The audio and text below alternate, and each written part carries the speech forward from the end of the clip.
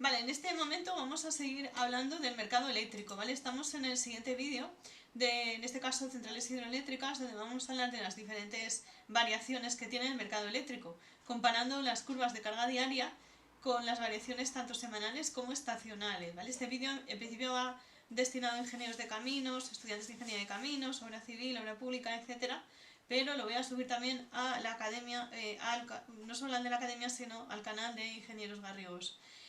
Hablamos también de las demandas eléctricas actuales. Vimos en los anteriores vídeos, hay una colección de 5 vídeos, que las curvas de carga diaria dependerán también de los días de la semana, estaciones del año, meteorología, incidencias particulares o no. Luego hablaríamos también, en este caso, de cuáles son las diferentes curvas y características, como la zona inferior, intermedia o semipunta o superior o punta, con las horas de utilización.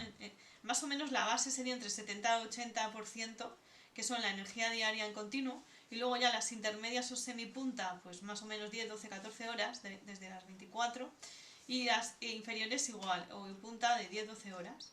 Luego hablaríamos de curvas de potencia clasificadas, de las demandas horarias que existen, con intervalos de tiempo de 10 al 90%, la base de utilización de mayor que el 90%, etc.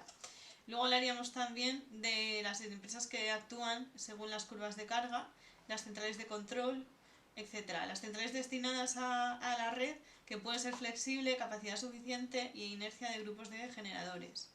Luego la reserva rodante de utilización, que sería síncrona, sin carga para cubrir los cambios, y la reserva de utilización rápida, que no va sincronizada.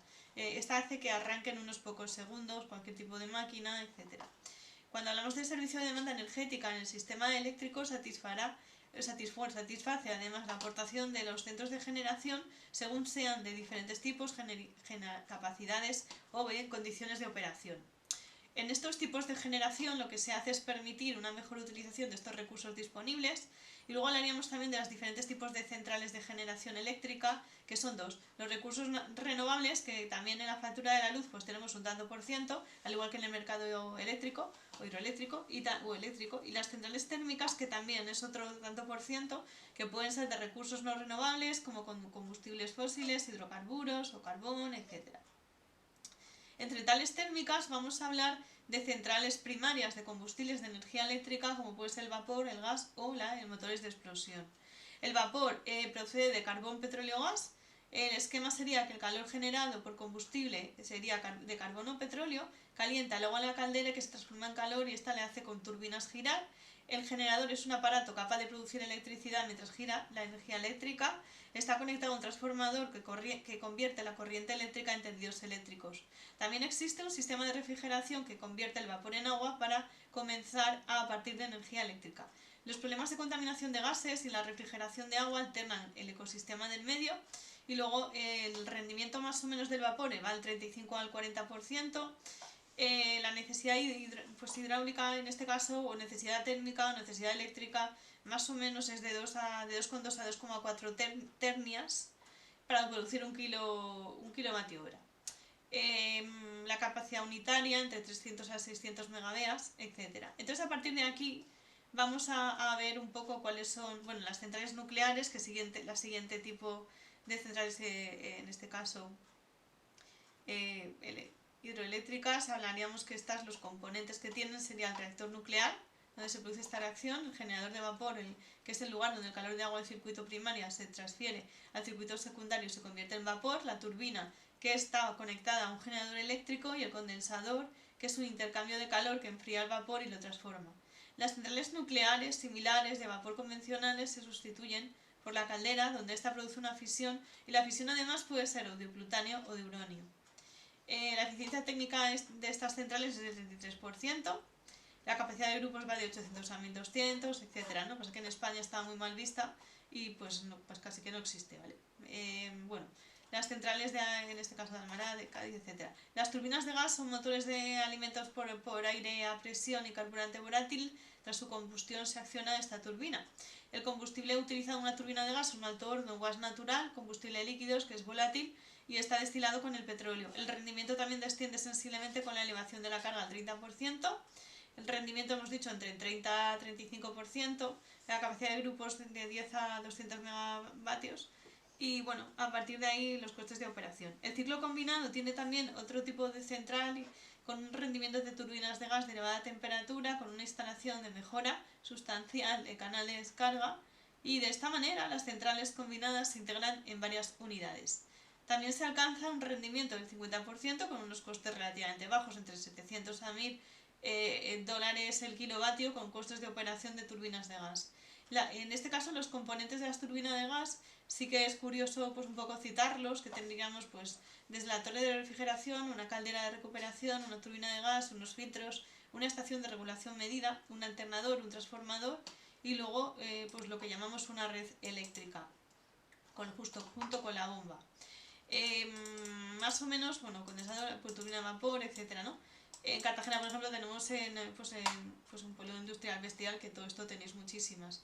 Luego, una breve pincelada de las diésel, que estas centrales tienen un coste de instalación elevado y de operación elevado, y además que son pequeñas, su potencia es muy reducida. En España, por ejemplo, hay una en Ibiza, en Melilla, etcétera. El rendimiento, y luego ya centrales hidroeléctricas. En hidroeléctricas tenemos un rendimiento de 70 al 90%.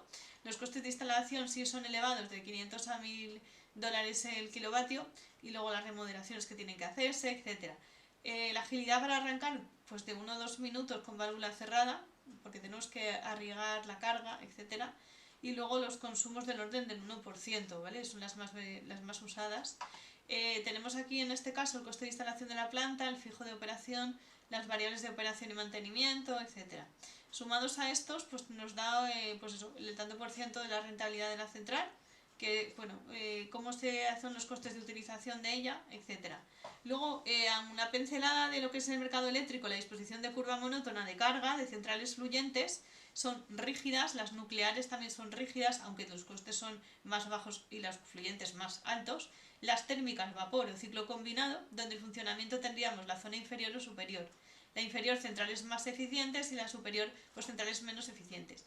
Eso sería en semipunta, ¿vale? Las centrales térmicas. En la base las nucleares, hemos dicho, y las fluyentes. Luego tendríamos la punta, que serían las centrales hidroeléctricas de regulación con turbina de gas, donde se utilizan grupos flexibles. En el caso de turbinas de gas, los costes operacionales, en este caso, son bastante elevados. Luego tenemos la frecuencia de la red, que las centrales hidroeléctricas con regulación permiten dejar la carga de forma instantánea, y tenemos la peculiaridad de la reserva rodante, que es proporcional a las centrales hidroeléctricas reguladas. Aunque esta operativa no rodante también se utiliza en hidroeléctricas, en este caso, o turbinas de gas. Potencias garantizadas, pues más o menos en centrales hidroeléctricas rondamos el 90-95%. Luego dependerá también de características del mercado, actuación considerada, línea de aprovechamiento, etcétera, ¿no? Los sistemas térmicos son uniformes y a lo largo del año tienen diferentes potencias garantizadas, y existen unas bandas de actuación que más o menos rondan en base a unas 500, más o menos, 700 horas al mes, en punta de 200 a 400, y luego, bueno, en semipunta, perdón, de 200 a 400, y en punta entre 120 a 140. La variación en Europa es bastante estacional, y en España, por ejemplo, el 80% de la demanda se produce en primavera y verano, y más o menos en la temporada de invierno el 80%, y entre el 85 y 90% pues en otoño, que serían un poco los cuellos de botella que tenemos ahí, ¿no? Entonces la disponibilidad puede hacer coincidir una mayor demanda en días saludables que carece de regulación de centrales hidroeléctricas. Si hablamos de sistemas preponderantemente hidráulicos, el concepto en un sistema fuerte con una componente eléctrica superior al 50%, si tenemos en este caso periodos críticos con más demanda, sobrantes o déficit, hablamos de la situación se complica en regímenes hidrográficos complementarios, donde tenemos características predominantes muy diferentes. En las térmicas de referencia, las plantas nucleares son factibles, tienen un coste y un plazo de ejecución conocido, y además también garantías, disponibilidades y costes de operación previsibles. La térmica de referencia puede ser o bien una turbina de gas o de ciclo combinado, con una operación base. La potencia, en este caso, hablaríamos de los costes de instalación, de operación y mantenimiento. La energía es el coste de generación de cada kilovatio hora neto en la térmica de referencia, donde hablamos también de la banda de utilización de base, semipunta y punta, con térmicas de vapor, ciclo combinado o turbinas de gas. El vapor, además de esa secundaria potencia, es la energía térmica, que es más cara que el tipo de energía del que se trata. También existe una admisible al valor de la energía secundaria, y que la energía restante es la sobrante que carece de valor del mercado. En la equivalencia energética que existe se podría resumir en una mayor flexibilidad de operación con buenos rendimientos al arrancar en frío, con una facilidad para variar la carga y además también con centrales hidroeléctricas que tienen arranques tanto fríos como más largos o más pequeños con una operación de carga parcial diferente. La mayor garantía de esta disponibilidad son menos susceptibles. La evaluación de las ventajas de potencia hidráulica tendríamos disponibilidad de proyecto eléctrico, de central eléctrica, de flexibilidad y el coeficiente de ajuste del valor de kilovatio que esté garantizado. Más o menos, estas serían las paradas forzosas que existen y las condiciones esenciales. Y ya está, esto un poco era el resumen del vídeo que os quería subir para